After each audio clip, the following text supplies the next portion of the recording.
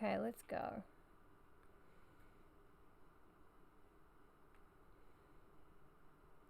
Is it going to connect? It is.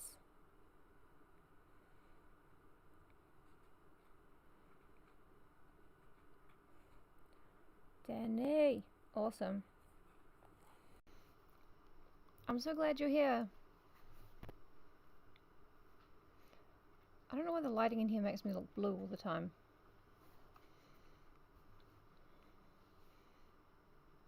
I'm not shining a light directly in my own eyes though. I don't care that much. Okay. Retweet the link right here.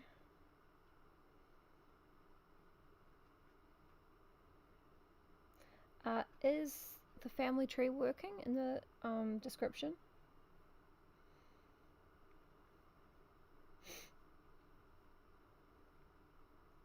Oh my god, I'm gonna sneeze. I don't want to sneeze. I've done it. I'm not sneezing.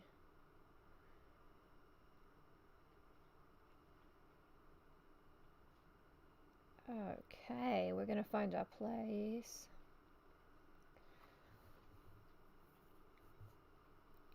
I read like half of Monster the other night and it is still very scary. Yeah. What's up, John?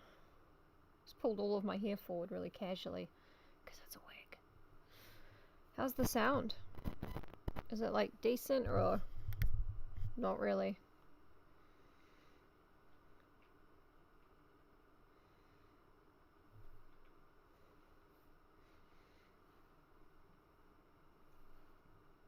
It's a little bit of delay, so there's a lot of me waiting and staring at the chat, but yeah, Ben is super old now. And he's just got like his left side paralyzed. Matthew is overweight now, which is a really important plot point, but makes me feel a bit gross. Oh, okay. It's readable, but yeah. It's just to keep track of whose kid is whose. What are you doing, Fitz? What's the matter? Oh, I don't have meat for them tonight, just bickies, so they're not the happiest they've ever been.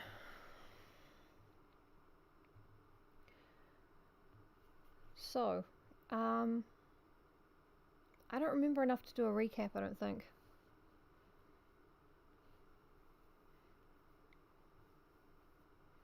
It's good. Oh yes, wait, no, I do actually.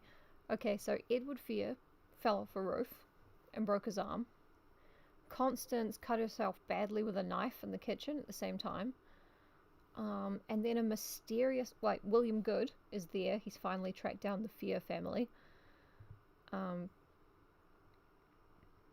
That's what the horror maze used to call itself, the FIER family. And like every organization that calls itself a family, you know, it was like those. Anyway, William Good has found them.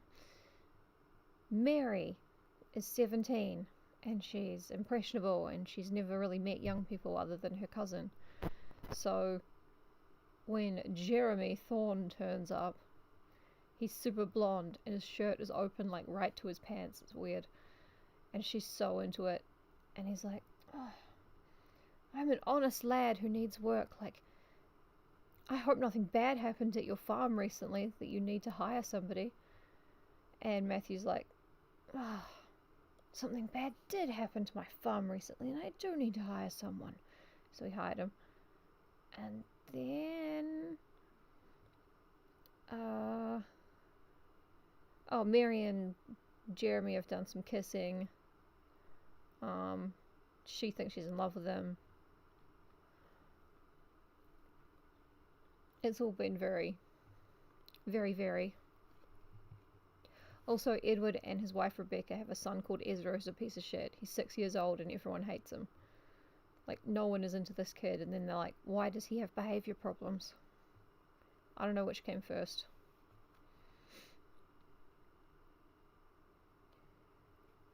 So that's... And yeah, and now something's on fire. Edward and Mary are walking in the woods, and something is on fire, and they both actually work out what fire is after a little bit. Because the yellow glow was too bright, too fiery. Fire, Edward screamed. They got there in the end. The woods are on fire, but then they see, inside the glowing fireball, a figure writhed. Someone is trapped in the flames, Mary shrieked. Oh no, I was doing a voice for Mary, wasn't I? What was I doing for Mary?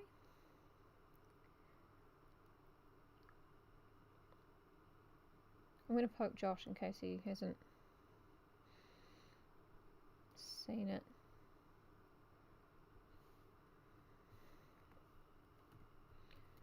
Because I don't want to recap 1,000 times.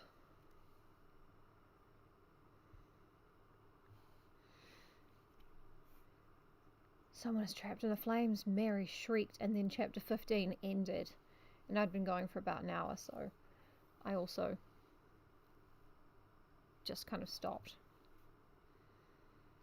She was like a Dracula, but a Dracula with a very deep voice, I think. Yeah. She was similar to the Delilah voice from Hercules Returns. Yeah. Okay. I only got 3 people here. I don't want to recap 1,000 times. Let's talk about our week. I spent the week doing this. That's about it.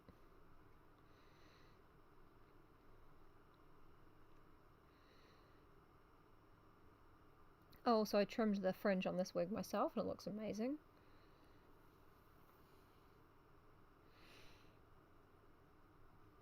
I keep thinking Fitz wants to go out, but he's just washing himself beside the door. He's gonna wait until I'm busy.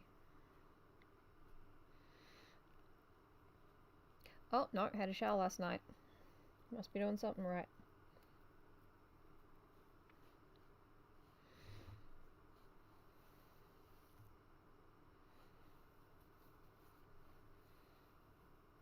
This whole thing's mirrored, so I can't actually see which side of my hair I'm fucking with.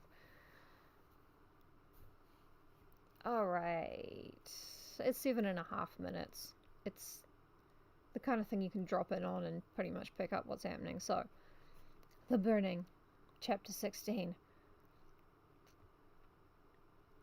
Someone is trapped in the flames, Mary shrieked. It cannot be, Edward cried in a hoarse whisper. It cannot be. But, good, I'm reading some more. But they both saw the dark figure of a girl clearly. The head rolled from side to side. Her arms were tied around a dark post behind her back that also burned with yellow fire. Inside the flames. Inside. Being burned alive? They are detectives, these two. Gasping in horror, Mary began running towards the fire. Edward, struggling because his sling threw him off balance, remember, he broke his arm, followed behind. It is a girl, Mary cried, raising both hands to her face. She stopped. She could feel the heat of the flames on her face. She might be a little smarter than he is. Breathing hard, Edward stopped behind her. Mary's breath caught in her throat. The fire seemed to grow hotter, brighter.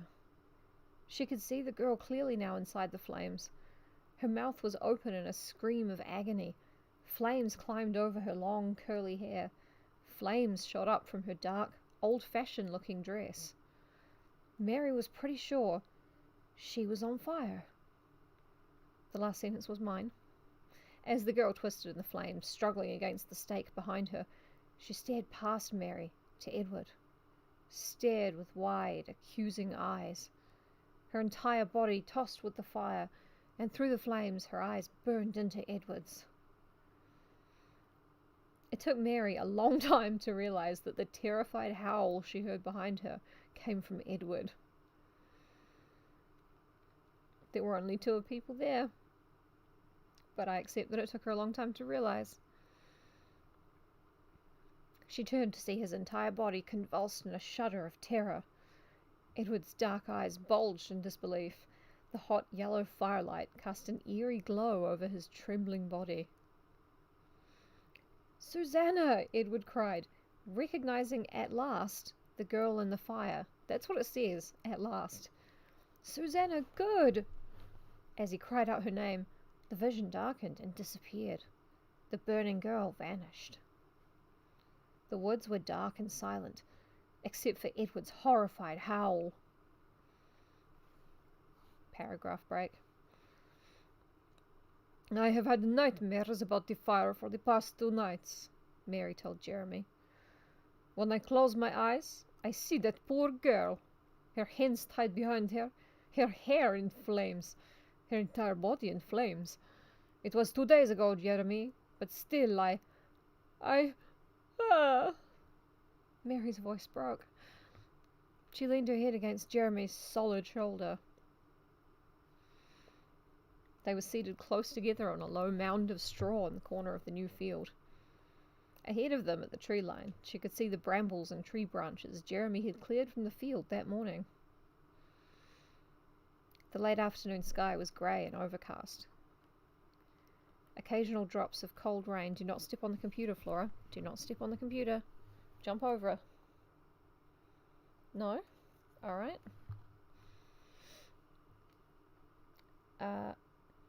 Occasional drops of cold rain indicated a storm was approaching.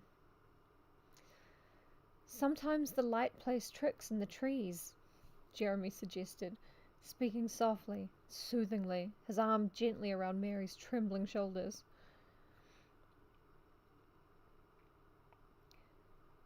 "Sometimes you see a bright glowing reflection and it's only the sun against a mulberry bush." There's gaslighting and then there's this. "This was not a bush," Mary replied edgily. "It could not have been a bush." "Sometimes the trees cast strange shadows," Jeremy insisted. "Jeremy!" Mary rose angrily to her feet. "Edward recognized the girl. It could not have been a shadow. He recognized her." Jeremy patted the straw, urging her to sit down. "I'm sorry," he said softly. "How does your cousin feel? Has he recovered?" "Edward has become very quiet," Mary told him, dropping back down to the straw, but keeping her distance from Jeremy. "He will not talk about what we saw. He will not talk about much at all. He seems very far away. I think he has nightmares too." Jeremy gazed at her but didn't reply. "I am sorry to burden you with my troubles," Mary said, frowning. She gripped the basket she had carried with her from the house. "I had better be going and let you get back to work." She could see the hurt in his eyes. "I want you to share your troubles with me," he said, dreamily. "You do not burden me, Mary." He lowered his eyes to the basket. "What's in there?" "Sweet rolls," she replied. What's the matter with the FIER family? Somebody stole their sweet rolls. "I baked them this morning for Rebecca. I'm going to take them to her now. Rebecca has been in such low spirits lately. I thought to cheer her." He gazed at her with pleading eyes. A smile slowly formed on his lips as he pressed his hands together in a prayerful position. "Aw, Fitzy just went meow because he wanted to go outside. That's so cute. Good boy. Out you go. Good boy. You going out, Miss Bella? You going out? You're going to come here. Oh, I know, you're cross. I know.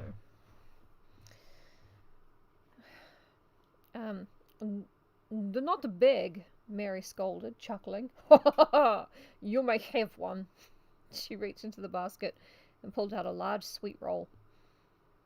"I would rather have this," Jeremy said, grinning, and he sprang forward and began kissing her. Woohoo!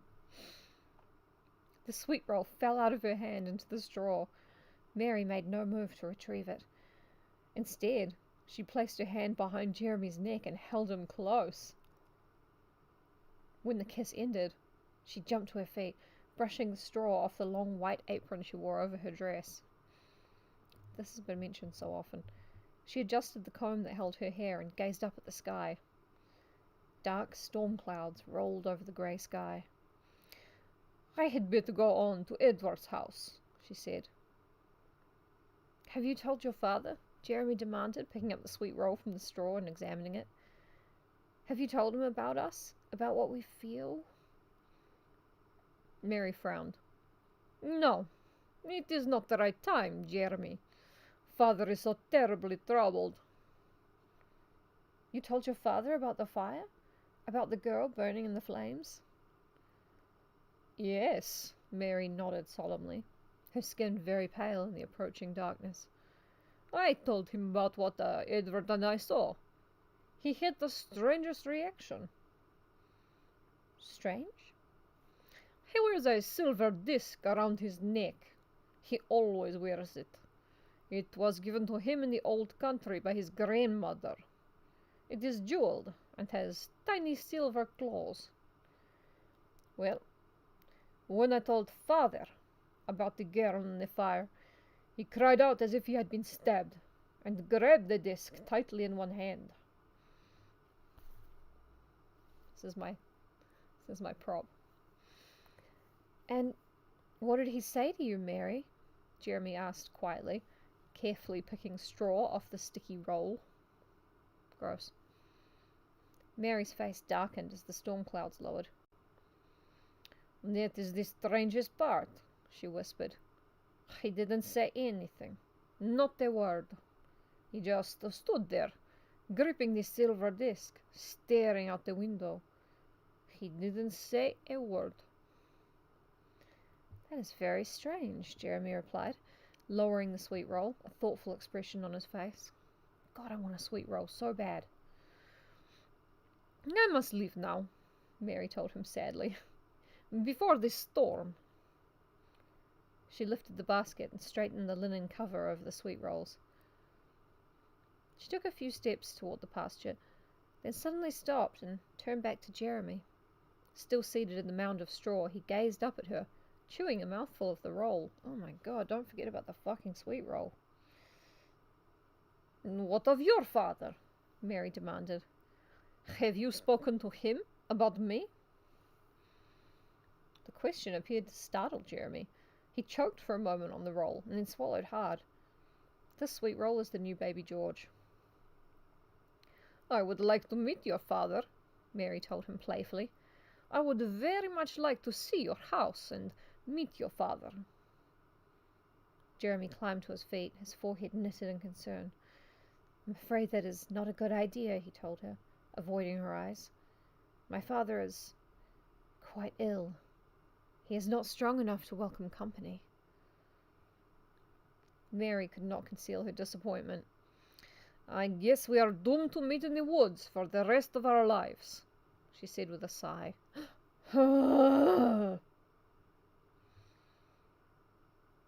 Edward's house was a small one-story structure built of the stones that had been cleared from the crop fields and pasture. It had a sloping slate roof and two small windows in the front.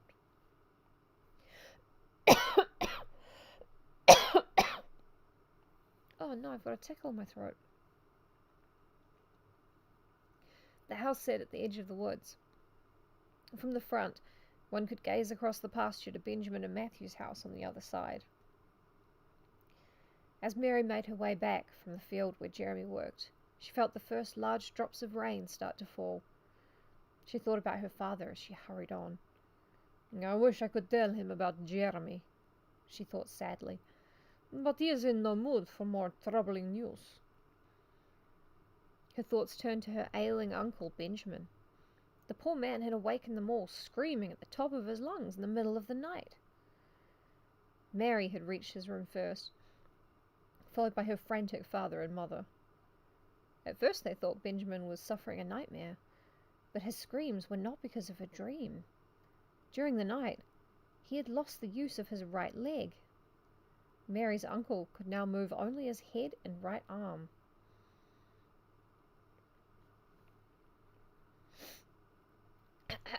Need a strepsil.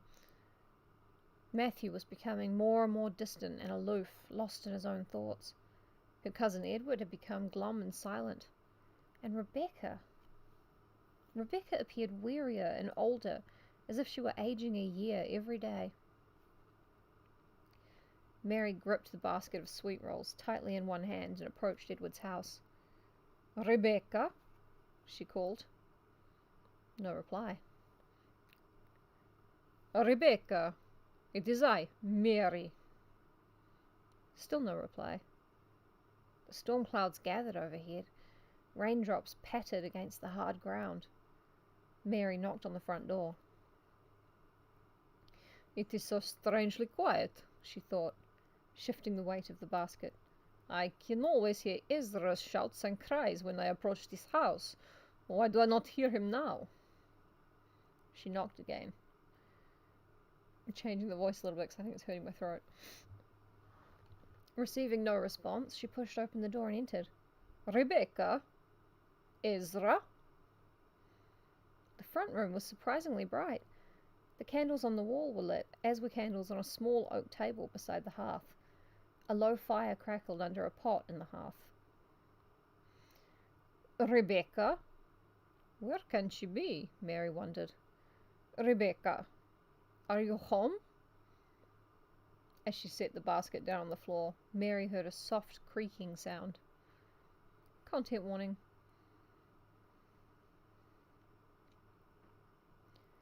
Well, I guess content warning for violent death is kind of included in these videos, so I'll carry on.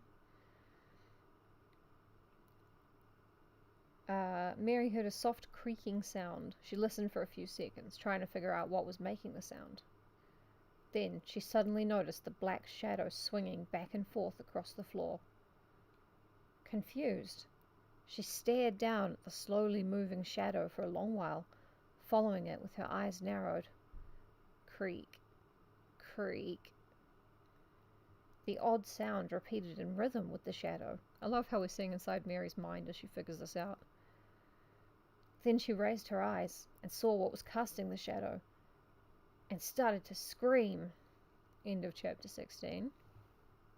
Time for a sip from some Mountain Dew I found yesterday. I found it at my house. I didn't find it in the street or anything. Hey, Flora. You're upset. Doesn't matter.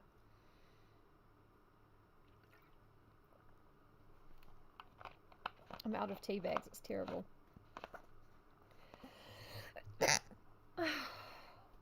Bless me.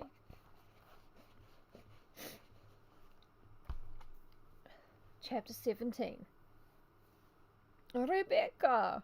Mary managed to choke out. Rebecca's body swung heavily above Mary's head. Gaping up in horror, Mary saw the heavy rope tied around Rebecca's neck and suspended from the rafter. She saw Rebecca's arms dangling lifelessly. She saw Rebecca's face, the skin dark, the eyes bulging. Creak, creak. "Rebecca! No!" Mary uttered a high-pitched wail and dropped to her knees. The floor tilted up to meet her. She felt ready to faint. She shut her eyes and shook her head as if trying to shake the whole scene away. But even with her eyes closed, Mary saw Rebecca's body swinging from the rope like a heavy, ripe fruit. "What happened here? Did Rebecca hang herself? Was she murdered?" The horrifying questions forced their way into Mary's mind. "No, you were just late with the sweet rolls." Hey, Josh. Okay, content warning for this section because it's about a hanging. So Mary talked to her dad about seeing the fire in the woods. They saw Susanna Good inside the fire, and Mary was like, "Who's that? What's up? What's going on?" And Edward was like, "Susanna, FIER, I'm seeing your ghost right now inside this fire." And then Mary talks to Jeremy about it, and he's like, tell your dad we're in love." And she's like, "Tell your dad we're in love." And he's like, "No, I can't, he's really sick. It's not suspicious." And Mary carries on to deliver some sweet rolls to Rebecca, who's been very depressed since her shitty son was born. And she finds Rebecca hanging. So the content warning is ongoing for a little bit. She opened her eyes and saw Rebecca's dress hovering beside her face. I cannot accept this, Mary said. I cannot. She began to vomit then, her entire body convulsing in tremor after tremor, until she was crying and screaming, and on her feet again, and outside. Without realizing it, she had started to run. Seems like a response to being terrified, but it also kind of seems like Mary doesn't always know why she's gone outside or when she's gone outside. Anyway, she'd started to run in the now heavy rain, the cold rainwater washing her face, drenching her hair, soaking through her dress. Her shoes splashing up puddles as she ran through the soft dirt toward her home. Edward, where are you? Edward! And where is Ezra, she wondered. And how will I tell everyone? And how will I ever get the hideous sight out of my mind? How? The pouring rain couldn't wash away the image of Rebecca, her head twisted at such a strange angle, swinging so gently from the ceiling. The rain couldn't wash away the blackened skin, the bulging eyes. It couldn't drown out the creak of the body as it swung gently back and forth. Edward, father, mother, help me. Mary ran through the rain, her arms outstretched as if reaching for help, ran screaming without hearing her own cries. Rebecca, you cannot be dead. Please do not be dead. Do not be dead, Rebecca. Because then I'll have to look after Ezra, and I would rather die. Mary was halfway across the pasture now, slipping over the puddled grass. Rainwater matted her hair against her head, ran down her forehead and blurred her vision. The house loomed ahead of her, grey against the low black sky. Edward, where are you? Edward, father, father. Mary's voice is giving out. Her feet slid out from under her and she fell, sprawling face down in the soft, cold mud. She landed hard on her elbows and knees. She landed on her elbows and knees? I like the idea that she just kind of sprung into the air like a cat and landed on her elbows and knees. Oh, maybe I will not get up. Maybe I shall stay here forever. Maybe I shall just lie here in the mud and let the rain carry me away, float me away from everything. With a desperate cry, ah! She pulled herself to her feet, her clothes covered with mud, her hair hanging heavily in her face. She took a few steps, then stopped with a shocked gasp. Who is that? A stranger standing in the middle of the pasture, dressed in black, standing as still as death. Am I seeing things? She pushed her hair out of her eyes with both hands and wiped the rainwater from her face. No, he was still there. Who can it be? Why is he standing so still in the pouring rain and staring at me? She called out to him. The dark figure stared at her without moving. End of chapter 17. It's like an anti-cliffhanger because nothing happened.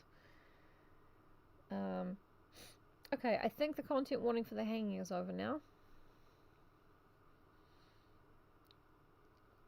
I don't know how to do these so people have a chance to watch and then pick it up again. Maybe I should wave like a coloured flag or something. So it's like, red flag, you're having a content warning. And then I pick it up and I'm like, green flag, come back in. That would be quite good, actually. Chapter 18. Mary called out again. Beyond the pasture, the trees shivered and were bent low in a howling gust of wind. The man didn't move. Trembling from the cold, from the horror, Mary took a reluctant step toward him. And then another. She's really mastering locomotion. The wind picked up and swirled around her. The rain swept over her like cold ocean waves. I really couldn't say.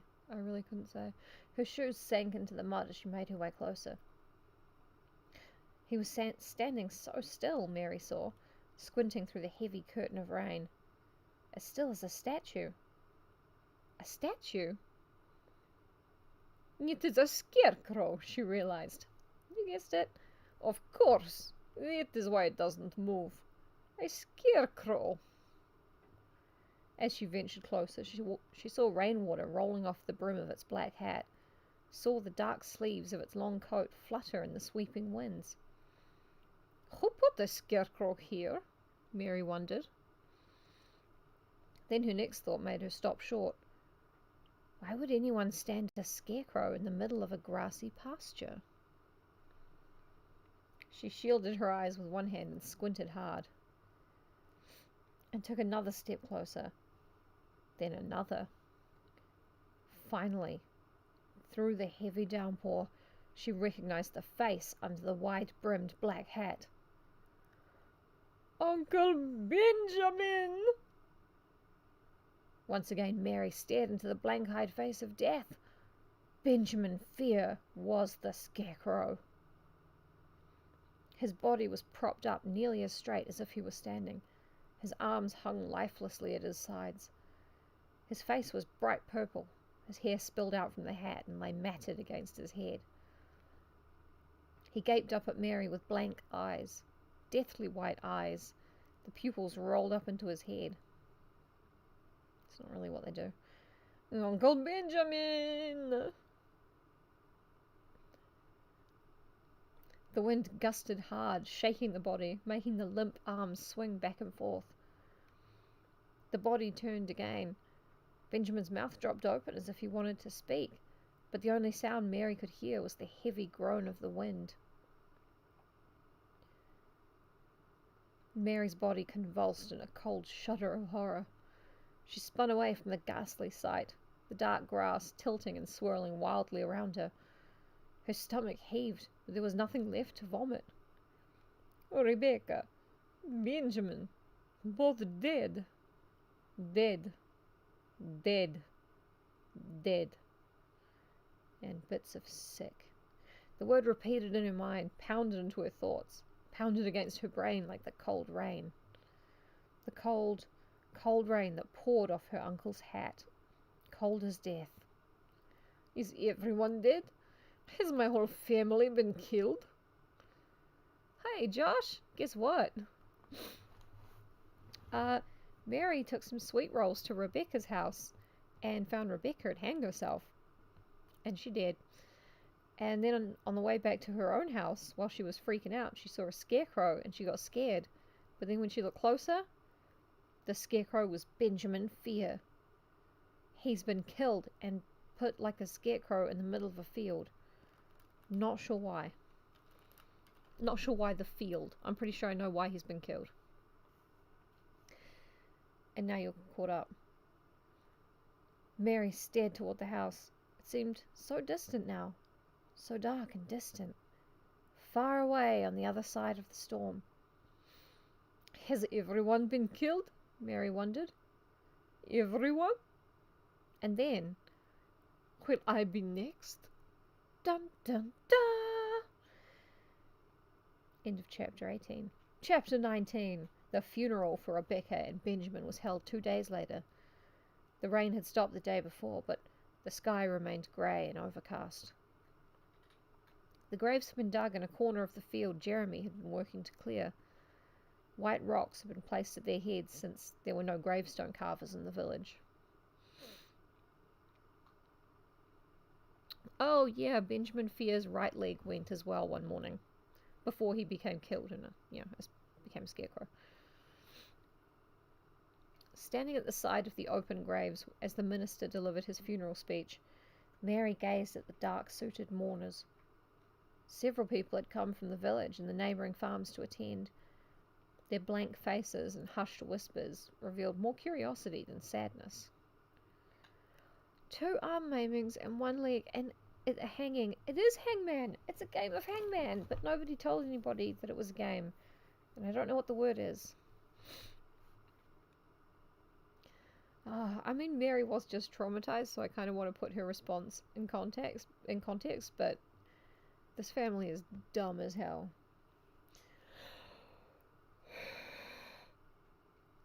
So yeah, Danny's right. Mary glanced at them quickly and then turned her attention to the members of her family. As she studied them one by one, the minister's droning voice faded into the background. The past 2 days had been a waking nightmare in the stone farmhouse that had so recently rung with laughter.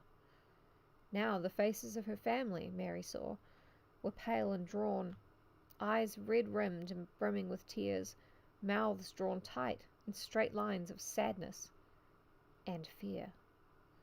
Rebecca, there should be like a family tree in the description, but Rebecca is Edward's wife. The mother of Ezra, the kid that nobody likes for some reason.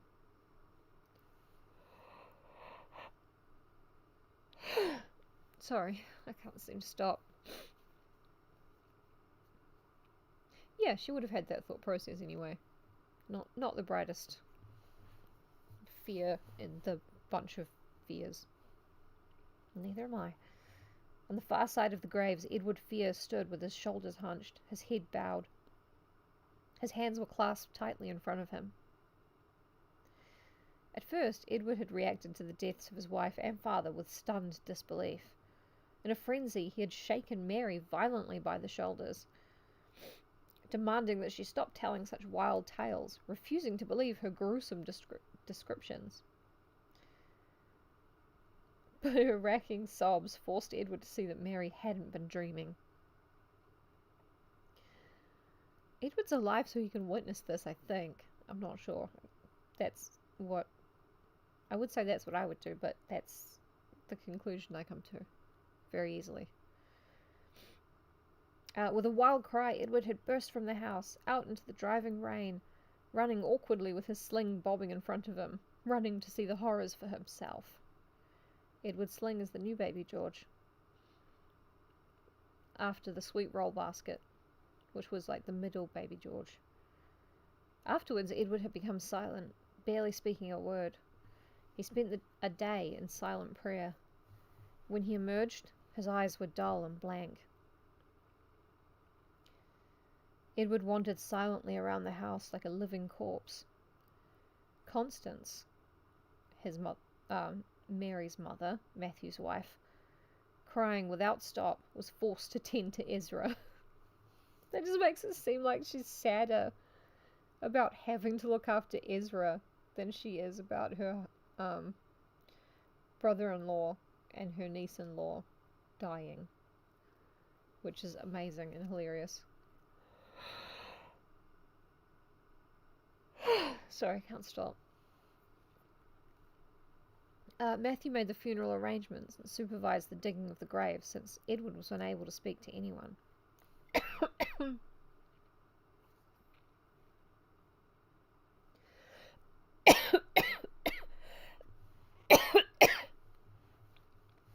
Oh, I've got a tickle in my throat.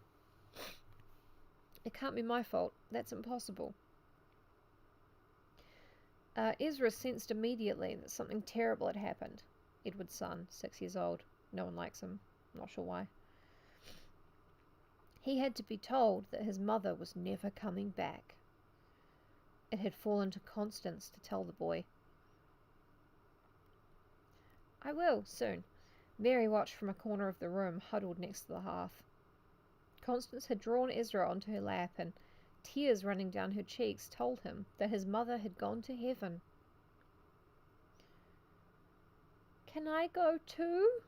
Ezra had asked innocently. I will not blow my nose. I don't need to. I got a tickle in the throat. It's the throat tickle. I can't blow my throat. Sounds incredibly rude though, doesn't it? So Ezra's like, can I go to heaven? Constance tried to hold herself in, but the boy's words caused her to sob more, and Mary had to carry him away. Oh, why couldn't it have been you? Why couldn't it have been you? Afterward, Ezra had acted troubled. He stayed underfoot while the funerals were being planned and cried loudly if anyone spoke a harsh word in the house. Yeah, no shit. He's 6.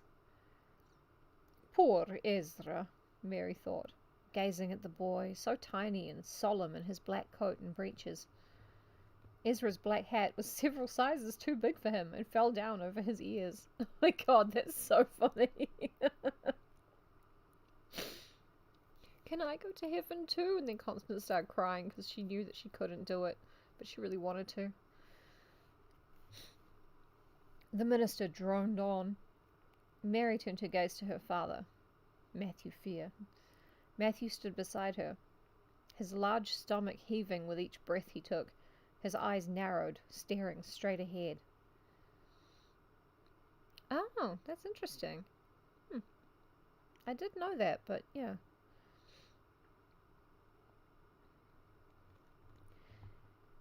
Oh yeah, that's a good point, actually. They keep emphasizing that Matthew is overweight because it's a plot point, so I'm going to have to keep saying that, but it's, you know, is what it is. He had reacted more strangely than anyone when he heard the news of the 2 murders. They're just assuming Rebecca's death was murder. It might not have been related to any of this. Sounds like she had the postpartums pretty bad and no one was really doing anything for her. Mary had expected Matthew to crumple with grief, especially at the news of the loss of his brother. But Matthew had only reacted in fear. His eyes had narrowed. He had glanced nervously around the sitting room, as if expecting to see someone who didn't belong there. Then, gripping the 3-toed amulet at his throat, he had disappeared from the room. Late that night, while the house was cloaked in silent sadness, Mary had spied Matthew in his room, seated at his work table, his face deep in shadow. Holding the strange medallion in front of him with both hands, Matthew was repeating its words aloud, again and again like a chant. Dominatio per malum. Mary wondered what the words meant. Was it some kind of prayer? She didn't know any Latin. The next day, Matthew had still seemed more frightened than sad. Oh, we found out in the last chapter, in the last video, that Dominatio per malum means power through evil. Matthew's eyes kept searching the farm as if he expected an unwanted visitor. Who, though? Who? Mary was desperate to talk to him about what had happened, but he avoided her each time she approached.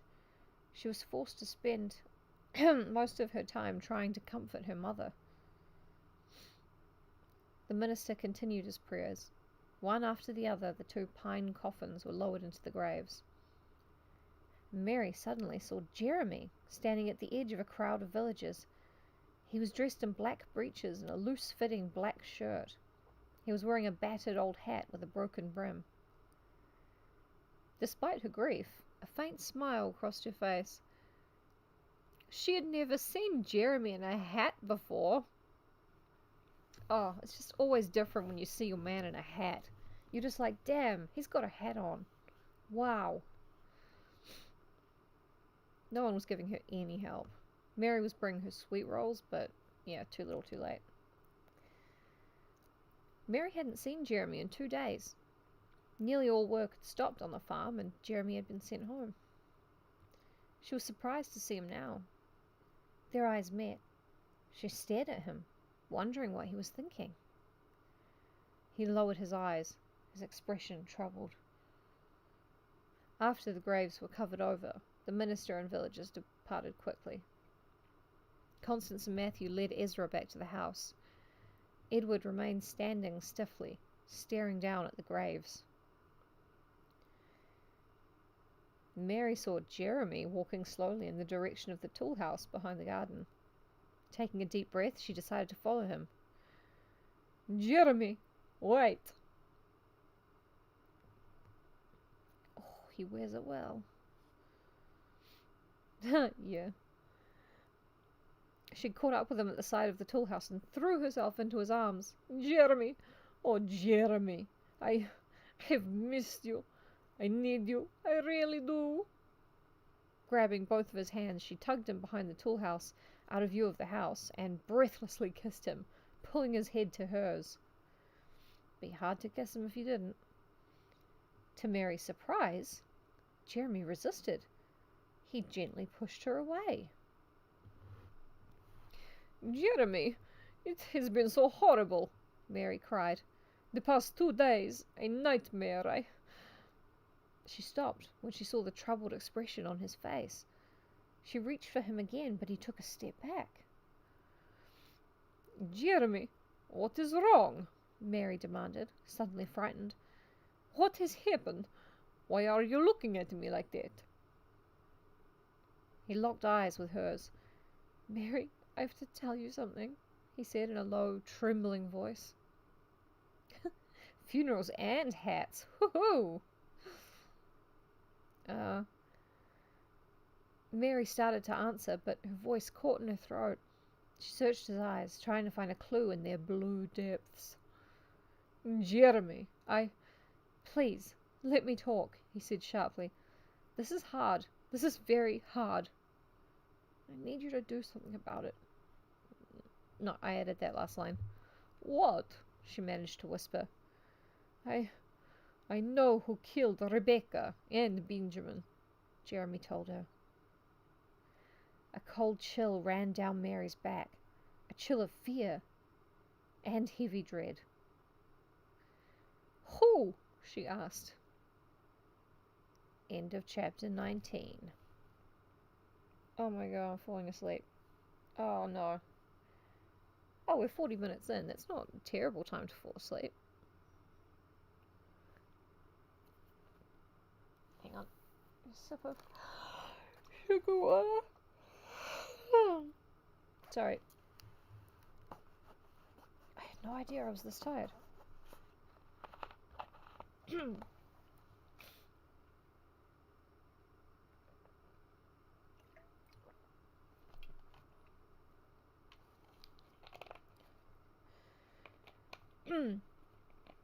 Chapter 20.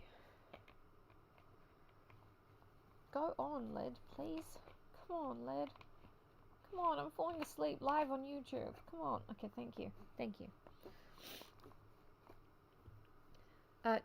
Jeremy lowered himself to a sitting position on the ground, or you could say that he sat on the ground, and pulled Mary down beside him. They sat with their backs against the wall, and Jeremy gripped her hand tightly. I prayed this would not happen, he told her. He tore off his ill-fitting hat and tossed it away. Oh, now he's got no hat on. Not keen. What, Jeremy? Mary demanded. Who killed Rebecca and Benjamin? Jeremy's eyes were tense as he raised them to hers. My father, he told her. My father killed them both. Dun, dun, dun.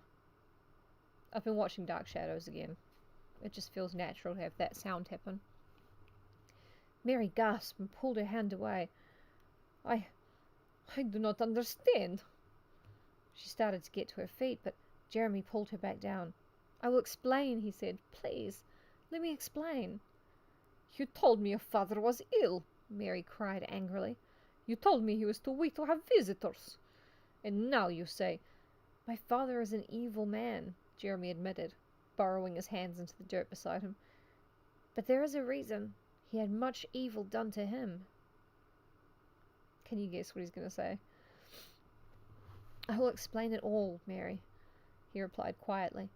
You shall hear it all, the whole unhappy story, just as my father told it to me, for I was born after it all happened.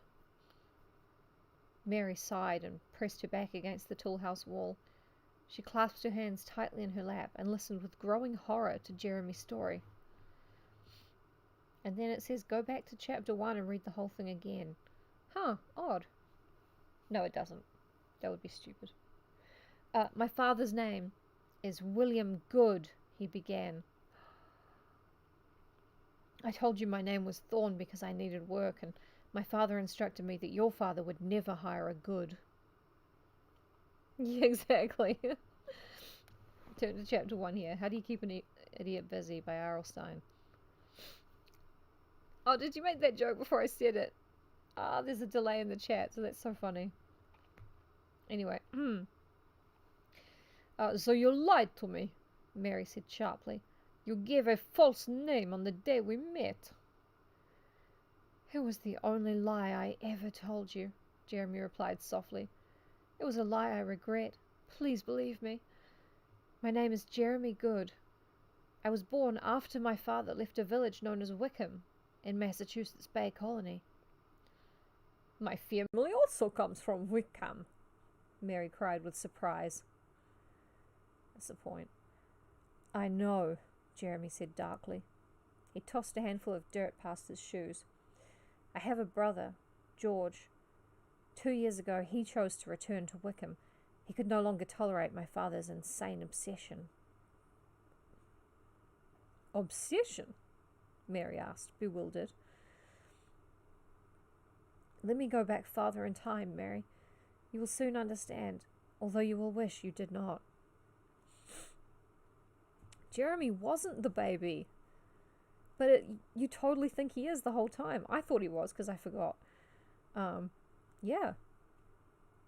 But they made really sure we didn't forget about baby George just so this could happen. Jeremy took a deep breath and continued. When my father lived in Wickham, he had a wife named Martha and a daughter named Susanna, he told her, staring straight ahead. He had a life, a happy life. But your father and your uncle robbed him of that life. They robbed him and the entire town. Mary swallowed hard and then gazed at Jeremy in bewilderment.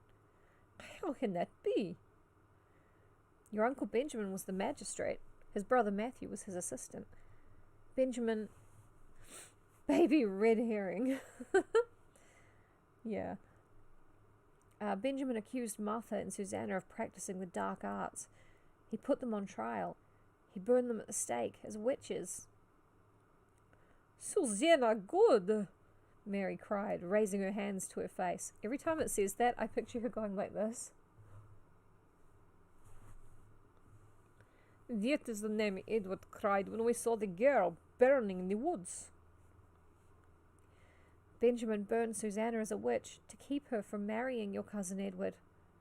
No, Mary exclaimed, shaking her head as if trying to shake away Jeremy's words.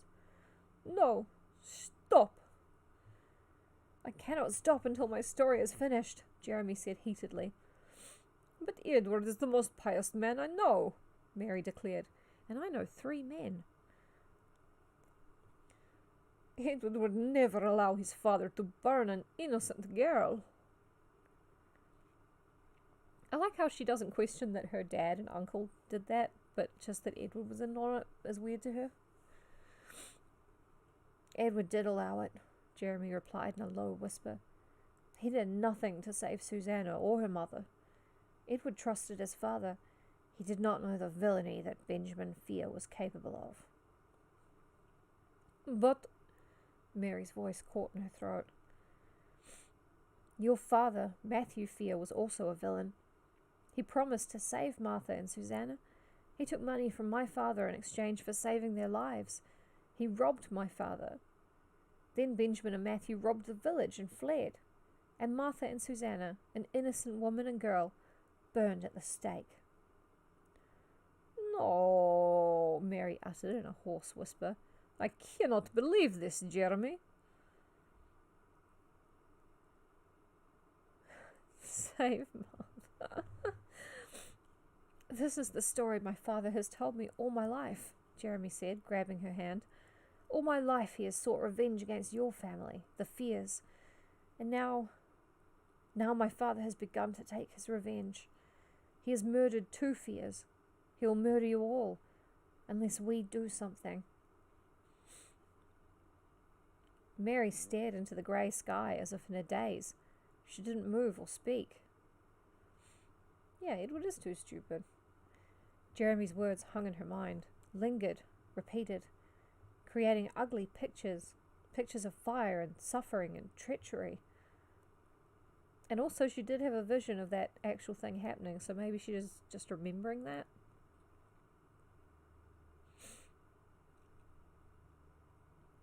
Why should I believe you? She demanded finally, her voice small and frightened. Why should I believe these horrible accusations you make about my father and uncle? I don't like doing the scared little voice. Jeremy's reply stunned her. Because I love you, he said. She gasped. I love you too, Jeremy, she replied breathlessly. He wrapped his arms around her and pulled her close. Woo! They held the embrace for a long time, her face pressed against his, their arms around each other, not moving, barely breathing. When he finally pulled away, Jeremy stared at her intently. We can stop the hatred now, Mary, he said softly. You and I. We can stop the hatred between our families so that no one else will die. How, Jeremy? She asked, holding on to him. How can we? Well, we kill our dads. We love each other, Jeremy said with emotion. We will marry, and when we marry, our families will be one. The old hatred will be forgotten, and the Goods and the FIERs will live in peace. Everyone knows in-laws always get along. Yes, Mary cried. As they kissed, they didn't see the dark-coated person move silently away from the side of the tool house. Wrapped in each other's arms, they didn't realize that this figure had been so near the entire time, had heard their conversation, had listened in shock and dismay to Jeremy's story. Edward FIER took a deep breath, and then another, trying to calm his pounding heart. They did not succeed. Yeah. After the funeral, he had followed Mary, planning to ask her to look after Ezra. To his surprise, he had spied her with Jeremy. Leaning against the side of the tool house, Edward had eavesdropped, clinging to every word with growing horror.